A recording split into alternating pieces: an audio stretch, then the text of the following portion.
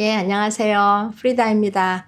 지난 강의에 이어서 좀 더 구체적인 이야기를 하려고 하는데 Cultural Proficiency라고 하는 얘기를 그냥 제목으로 뽑을 때 굉장히 추상적으로 되어서 문화 역량 뭐 이렇게 하기도 그렇고 해서 어떻게 좀 하려고 하냐면 다양성 포용 역량이 좋겠다 이렇게 생각을 해서 제목을 그렇게 뽑아봤어요. 우리가 다름을 만나고 물론 제 책에 그 다문화 이론에 대한 이론서 책을 쓴 게 있는데 다름 다양성 관용이에요. 그래서 다름을 만났을 때 그리고 다양성과 다름의 관계 그리고 그것에 대해서 우리가 어떻게 반응해야 되는지 그것을 우리 사회에서 관용이라는 언어로 하고 톨러런스를 말을 하는데 이제 그런 것들에 대한 안내를 했었는데요. 오늘 강의는 제 책을 뭐 소개하는 것은 아니고 우리가 이렇게 다름을 만났을 때 우리가 그거에 대해서 내가 포용하는 역량이 얼만큼이 있느냐 요 얘기를 하고 싶은 거예요.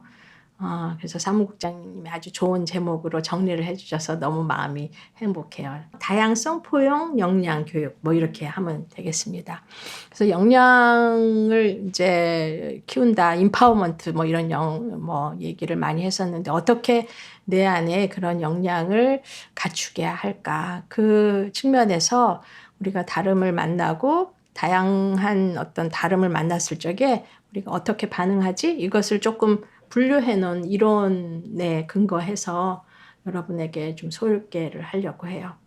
한 6가지로 소개되고 마지막으로 정리하는 제가 제안하는 가치들을 얘기를 하려고 합니다. 네, 첫 번째로 우리가 다름을 만났을 때 이것에 대해서 여러분 어떻게 반응합니까? 나는 어떻게 반응합니까? 했을 적에 첫 번째 이런 단계의 사람이 있어요. 이게 단계가 첫 번째 단계가 맨 하위 단계라고 볼 수 있고 마지막이 제일 어려운 나중 단계라고 볼 수 있는데 그래서 실제로 조금 먼저 설명되는 것을 지향하기보다는 나중의 것일수록 우리가 지향하면 좋겠다라는 그런 마음의 개인적인 바람이 있어요. 네, 첫 번째 어떤 단계냐면은 다름을 만났을 적에는 그것이 나하고 다르다라는 것은 틀린 것으로 간주하는 거예요. 다르다하고 틀리다라는 말을 우리 한국 언어 문화에서 구분하기 시작한 거 몇 년 안 돼요. 우리 사회에 다양한 인종들이 등장하고 다문화 사회의 담론이 시작되면서 너는 나랑 달라 얘기 이렇게 했지 그전에는 다 틀려. 넌 나랑 틀려. 그렇게 하는 거죠. 틀리다고 해도 다르다라는 걸로 이미 이제 학습을 하고 있지만 다르다라는 것이 누구가 틀리고 누가 옳고의 얘기는 아니죠. 그러니까 너랑 나랑 달라. You are different from me. 뭐 얘기해도 그러면 네가 나랑 다르기 때문에 you are wrong. 너는 잘못됐고 I'm right. 난 맞아. 이거 아니거든요. 그러니까 차이를 틀린 것으로 인식하는 단계. 그래서 그 틀린 인식을 대하는 방식이라고 할 수 있겠어요. 내 안에 뭔가 다른 표준화된 어떤 문화하고 내가 다르다라는 걸 내 스스로가 인식했다 이거예요. 그러면은 그 다수의 문화, 내가 아닌 다른 문화를 숭배하고 인정하면서 나 자신이 틀렸다라고 생각하는 단계. 그 역도 마찬가지죠. 내 중심으로 하면 네가 틀렸어 하고 하는 단계인데요. 그랬을 때 이 내가 가진 차이나 그 사람이 가진 차이를 잘못된 것으로 보고 파괴하고 제거하는 단계예요. 옛날에 저 어렸을 적에 대통령 요새 이제 총선 얘기하는데 대통령 선거할 적에 여성도 후보가 나온 적이 있었는데 그 여성들의 포스터를 보면 제 세대 사람들은 기억하실 거예요. 다 남자 한복을 입거나 남자 양복을 입거나 머리도 짧게 자르고 그런 남성을 표준화해서 자기를 만들어가요. 그러니까 그 안에 자기가 가지는 여성으로서 자기가 추구하고 자기가 가진 특성을 자연스럽게 표현하지 않았어요. 그 표현을 특성을 제거하고 삭제할수록 나는 대통령에 적합하다는 이미지를 얘기하고자 했던 거죠. 그러니까 그건 뭐냐면은 나는 틀린 거야. 여성으로서 대통령이 나가는 건 틀린 거야.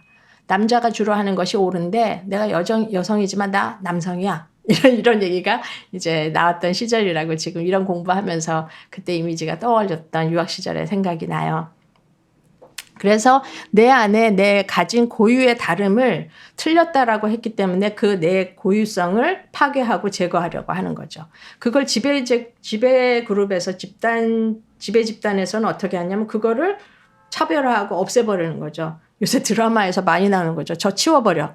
이런 단계. 자기 마음에 안 들고 나와 다른 존재가 나에게 불편함을 줬을 적에는 치워버려. 이런 사고가 있는 거예요. 그것이 지배 집단의 언어로는 정당하게 차별이라고 생각을 하지만은 정당한 것이라고 하지만 결국 인종차별, 계급차별, 성차별이 대표적인 차별이에요.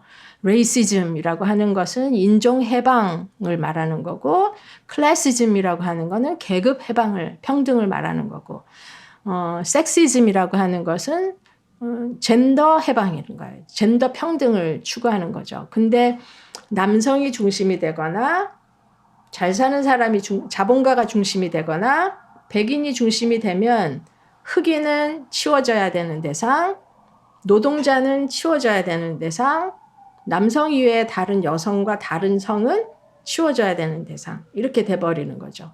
그래서 차이를 파괴하든 지배 집단의 사고가 작동이 되면 거기는 완전히 독재처럼 이렇게 돼버리는 거고 그렇다고 해서 피해 집단에 있는 사람들 그 사람들의 의식은 그러면 언제나 이걸 뚫고 나가느냐? 절대 그렇지 않아요. 왜냐하면 지난번 강의에서 얘기했죠. 우리는 불평등한 세계에 떨어져서 태어나서 불평등한 문화가 자기 문화로 그냥 받아들여져 있는 거라서 내가 뭔가 다른데 이거 다른 사람의 기준에 맞춰야 되는데 내가 틀렸어. 그러면 내가 가진 고유성이라는 건 틀린 거니까 없애려고 하는 거죠.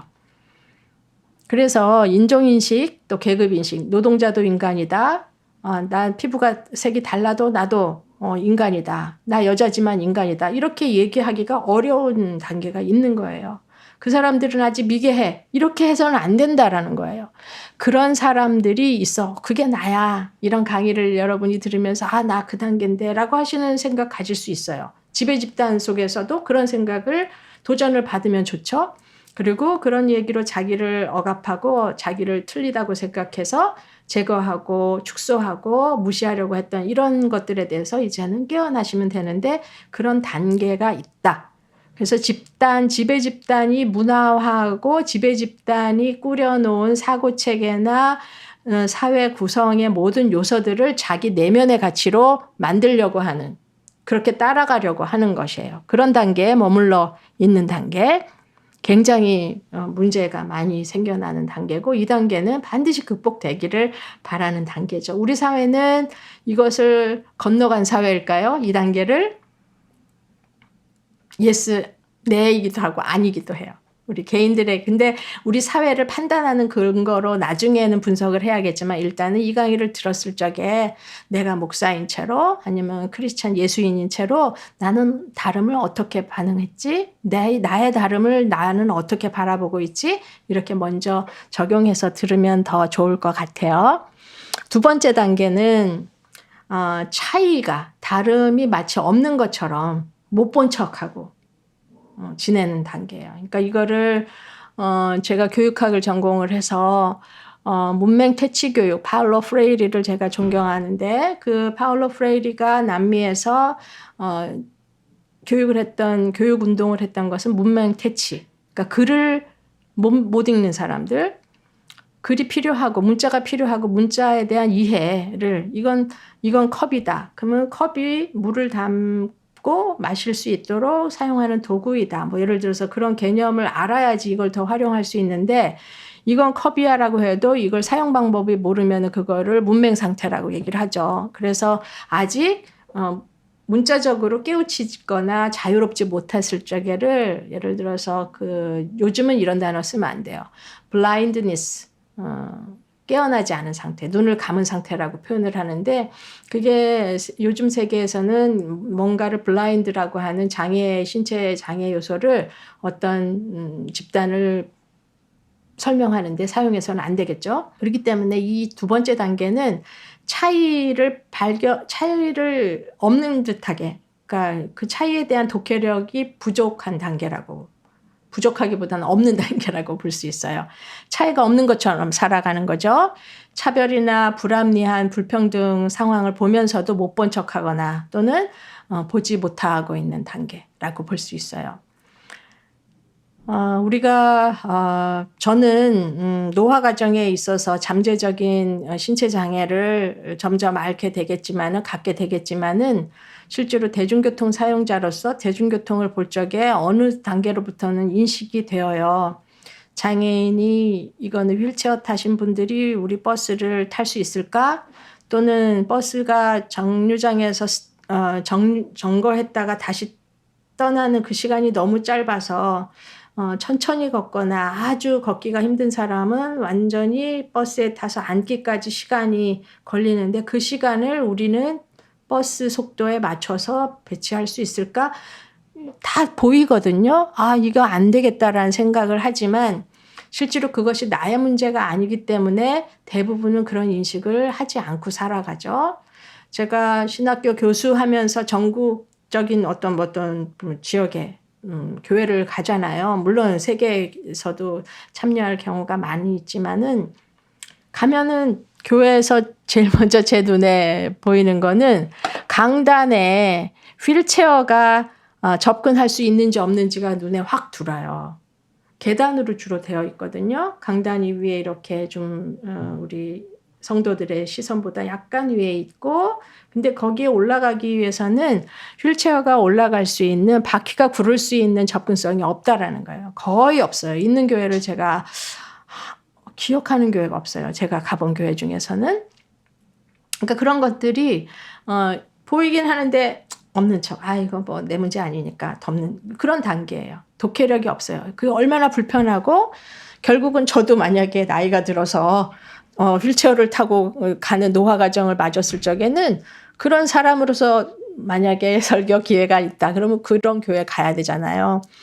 나하고 무관한 것이 아닌데 그냥 지금은 무관하겠지 하고 생각하는 단계.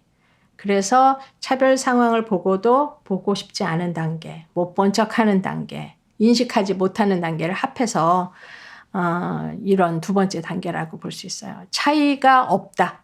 차이가 없는 듯하게 살아가는 거라고 이해하면 편해요. 지배계급은 아예 관심 없죠. 자기들 중심으로 작동하니까 모든 세계가 여전히 그 차이가 불편함을 가지고 살아가는 사람들에게 어떤 영향을 미치는지 관심 없어요. 차별을 관행화한다 이렇게 표현해요. 차별이 관행화되어 있다. 구성되어 있다라고 하는 거예요.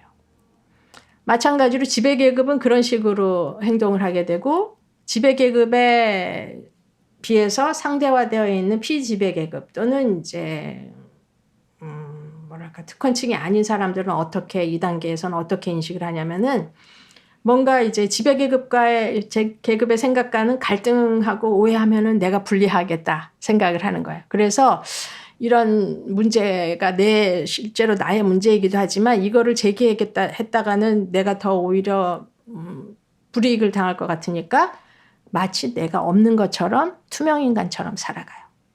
문제를 제기하지 않고 그냥 해봤자 나는 아니야 내 문제는 문제가 아니지 하고 언젠간 되겠지 또는 안 되더라도 내 문제야.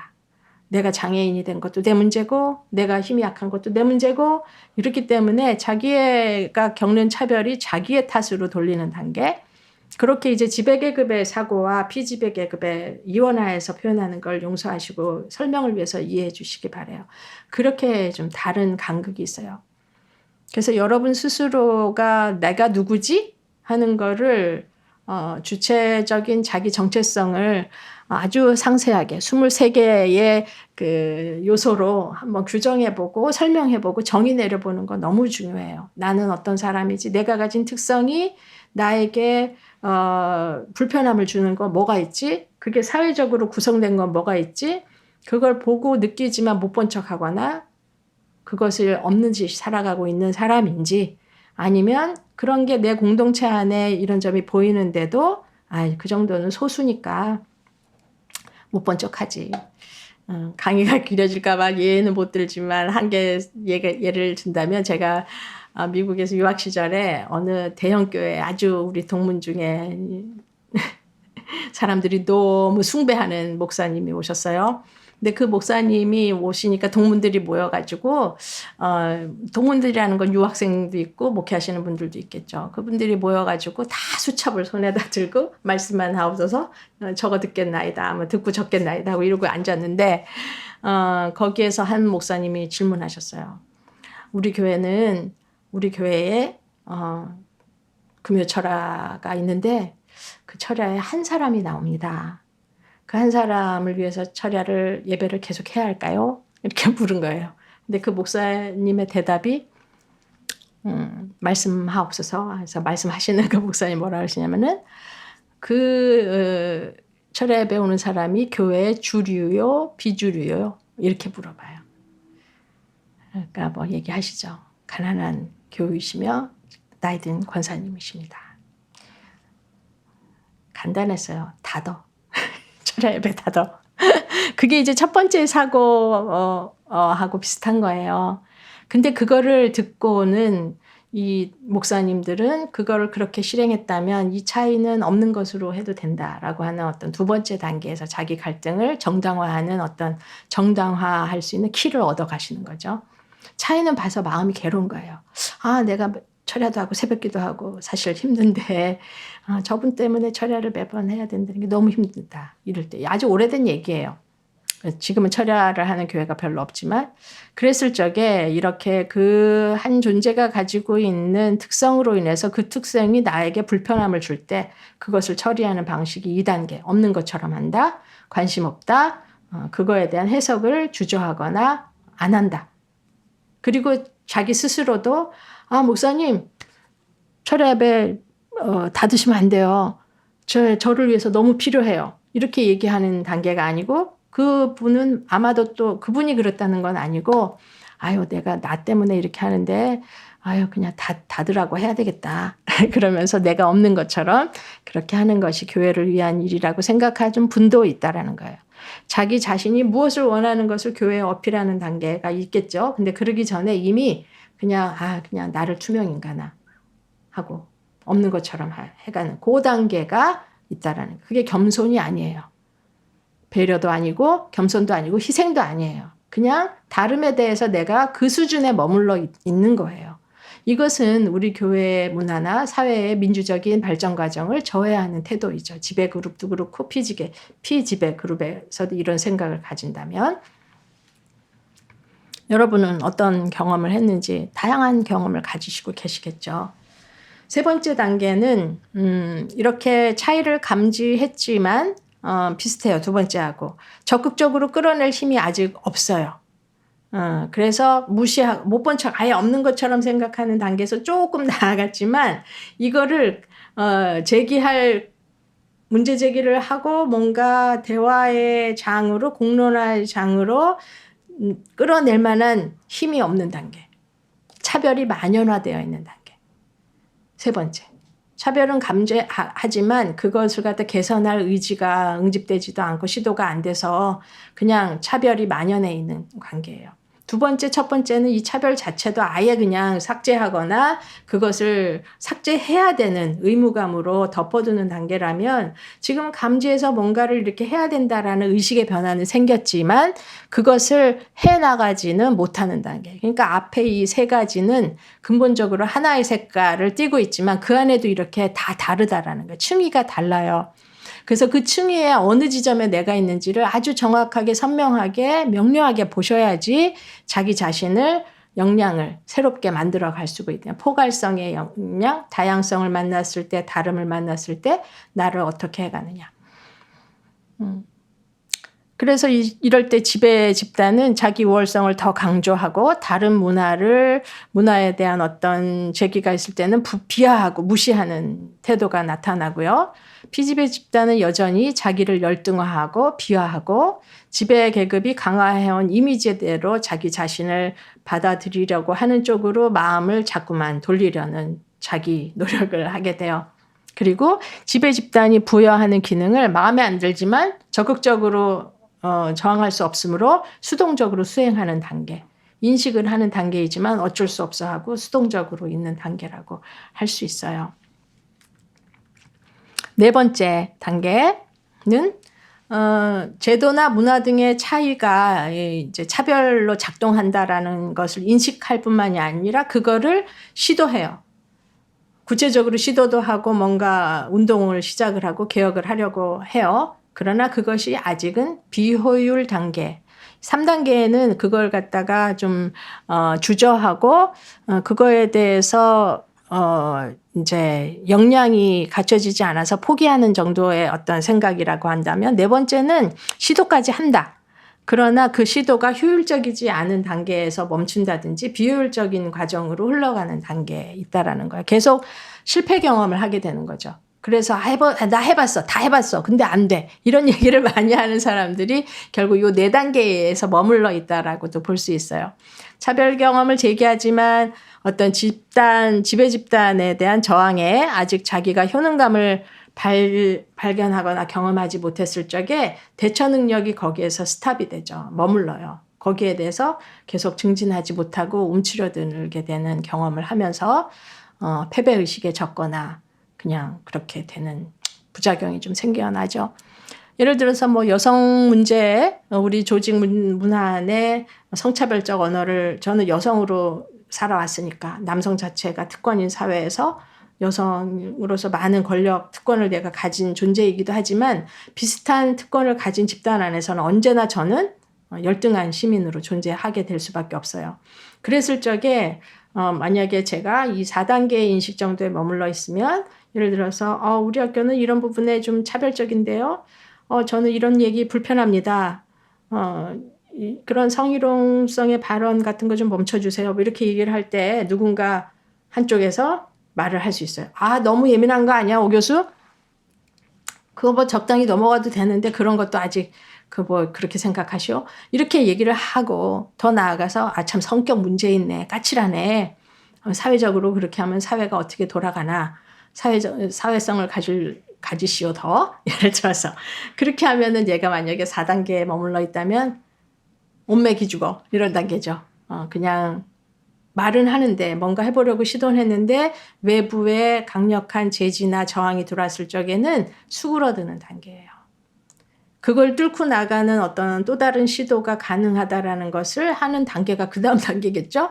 근데 아직 그런 저항의 효능감, 문제제기, 다름에 대해서 자기가 느꼈을 뿐만 아니라 그것을 좀 더 차별 받은 사람들의 입장에서 이 사회가 포용적으로 증진하기를 바라는 마음으로 내가 문제제기를 우리 가족 안에서, 직장에서, 교회에서, 사회에서 해야 되는데, 그것들 하다가 어떤 다른 논리나 다른 저항에 부딪혔을 때 그것을 효율적으로 해가기에는 아직 역량이 성숙하지 않은 단계라고 볼 수 있어요.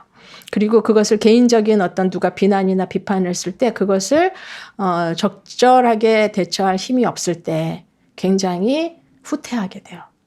그래서 혼자 하기가 어려운 거죠. 이런 갈등이나 다름을 만났을 때 포용하는 것은 내가 이런 단계야라는 걸 정확하게 진단하는 후에 좀 더 증진된 단계로 나가려는 연대체를 만나고 그 사람들과 더불어서 그 안에서 또 이런 문제가 나타나면 또 그 안에서 포기하지 않는 노력을 해야 되는 거겠죠. 다섯 번째, 여섯 번째 굉장히 이제 중요한 단계고 바람직하고 지향해야 할 만한 단계라고 할 수 있어요. 차이가 만들어낸 차별에 대해서 민감하게 생각하면서 차이는 존중하되 차별은 우리가 없애자라고 하는 차이 문화 숙련 단계예요. 차이가 만들어낸 차별에 대해서 그 문화의 현장을, 그 상황을 정확하게 인식하고 그것에 대한 개혁 노력을 아주 열심히 효율성 있게 해가는 단계라고 할 수 있어요. 그래서 자기와 다른 사람의 차이를 이렇게 주목하게 돼요. 저 사람은 저런 어떤 이슈가 있어서 저렇게 얘기를 하는구나. 내가 경험하지 않은 건데 저걸 통해서 내가 뭘 배울 건 없을까? 저 사람이 하는 노력이 이런 거였구나. 그거에 대해서 경청하고 주목하고 그 주목하는데 팔짱 끼고 어디 말해봐 이런 게 아니라 정말 그 사람에 대해서 존중하는 마음으로 바라보는, 그 사람이 말하는 제기하는 방식이 거칠 수도 있고 또는 예의가 없을 수도 있고 서투를 수도 있어요. 그거는 그 사람의 언어 경험 때문에 적합한 언어를 선택 못해서 자기 얘기를 할 수도 있어요. 그러나 듣는 사람은 인내심을 갖고 존중과 사랑의 마음으로 거기에서 배우려고 하고 그 사람이 무슨 얘기를 하려는 것인지 그 사람 마음에 다가가려고 하고 그런 노력이 필요해요.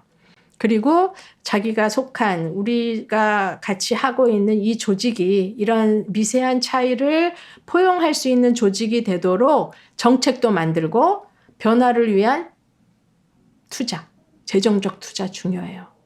우리 한예원에서는 젠더와 섹슈얼리티 위원회가 지난 1년 안에 그래도 가시적인 활동을 많이 했어요. 그래서 그렇게 느껴져요. 그래서 거기에서 나온 생산물들을 그것이 이제 출판이 돼야 되는데 그 출판에 대해서 우리는 돈을 투자를 해야 돼요. 돈이 많이 없는 단체죠. 우리 모두 회원들이 다 부자가 아니고 가난하기 때문에 사랑하는 마음만큼 자기가 기여할 수 있는 만큼을 주체적으로 결정해서 하기 때문에 누군가 돈 많은 사람이 보면 이건 뭐야. 1년 재산이 이거밖에 안 돼. 재정이 이거밖에 안 돼 하지만 저는 그 재정의 양으로 우리의 효율성을 측정하고자 하는 그 저항 세력에 우리가 언어를 가져야 된다. 그랬을 적에 한 위원회가 그렇게 성실하고 어떻게 열심을 내어서 만들어낸 성과물이 있으면 거기에 대해서 돈이 없어서 책을 못 내. 이거를 포기해. 하지 마. 이래서는 안 되고 그거를 할 수 있도록 투자를 해가는 조직 문화를 바꾸는 단계가 2단계예요.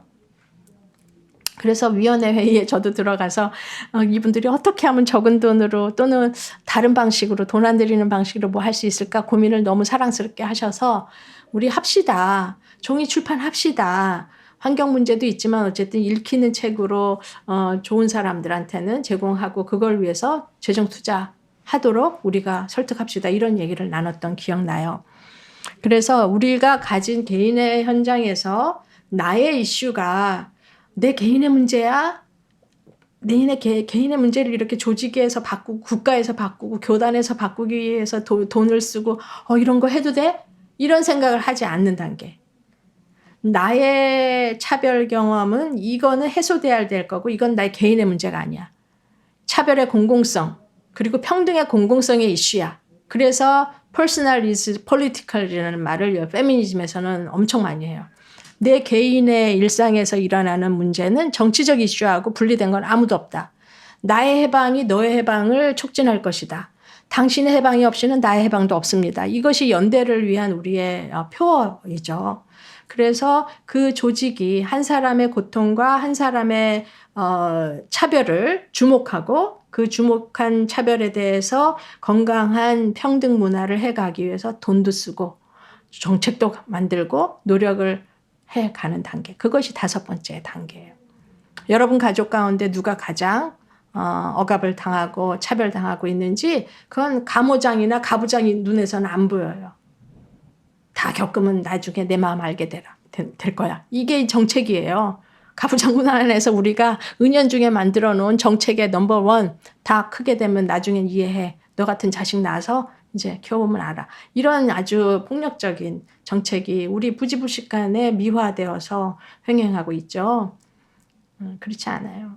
그래서는 안 되죠. 그래서 뭔가 자녀가 원하는 것에 대해서 우리의 에너지를 쓰고 들으려는 경청하려는 에너지를 쓰고 내 마음에 하려고 하는 잔소리를 좀 잠재우는 그런 에너지를 좀 내려놓는 그런 노력을 해야 된다라는 거죠. 5번째 단계가 그래요. 차이에 대해서 내가 좀 더 포괄적으로 대응하려고 뭔가 투자하고 노력하고 실천하는 단계까지가 5번째. 나는 그런 존재인가? 그걸 물어보시면 좋겠어요. 스스로에게.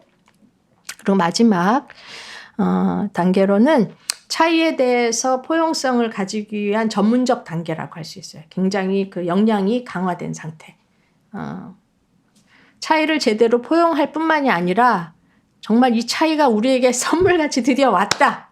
와, 이 다름으로 인해서 우리가 지금 갈등을 겪게 되겠지만 갈등으로 끝날 거야. 이제 곧 이 조직 깨질 거야. 우리 가정 깨질 거야. 박수 친 사람 없잖아요.